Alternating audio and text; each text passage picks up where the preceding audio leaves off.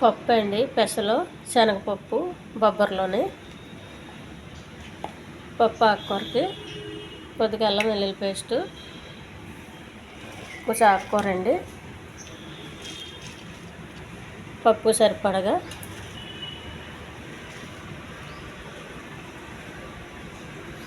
ఒక glass water ఉడకడం కోసం,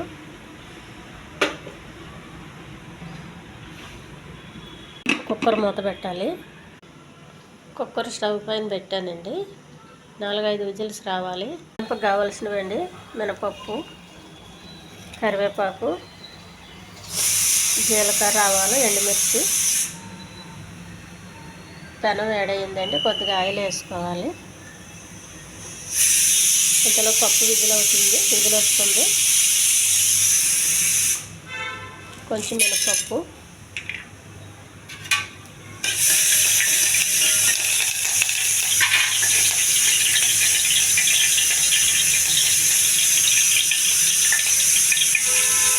జీలకర్ర, ఆవాలు, ఎండుమిర్చి అన్నీ.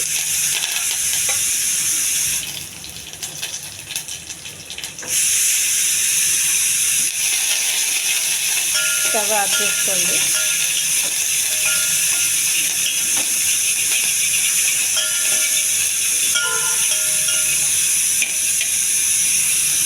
పప్పు మెత్తగా ఉడికిందండి. కొద్దిగా ఉప్పు, కొద్దిగా కారం. ఈ పప్పు గుత్తో మెత్తగా చేసుకోవాలండి.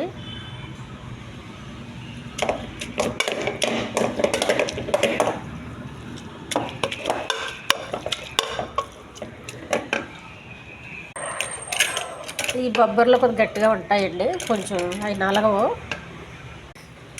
నలగపోయినా పర్వాలేదు, నవలేయచ్చు. చూడండి, మొత్తం మెత్తగా చేసేసాను.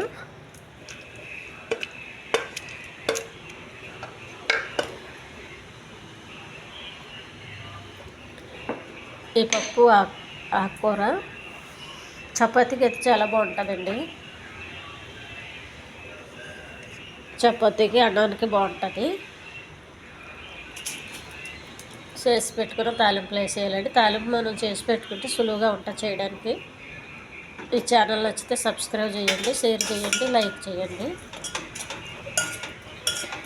పప్పు ఆకుకూర హెల్దీ అండి, చాలా టేస్ట్గా ఉంటుంది. ఈ శనగపప్పు, పెసరపప్పు ఇవన్నీ వేసాను కదండి, అందుకు చాలా టేస్ట్గా ఉంటుంది. అన్నానికి కూడా బాగుంటుందండి, చపాతీకి, అన్నానికి కూడా వెరీ టేస్ట్ అండి పప్పు.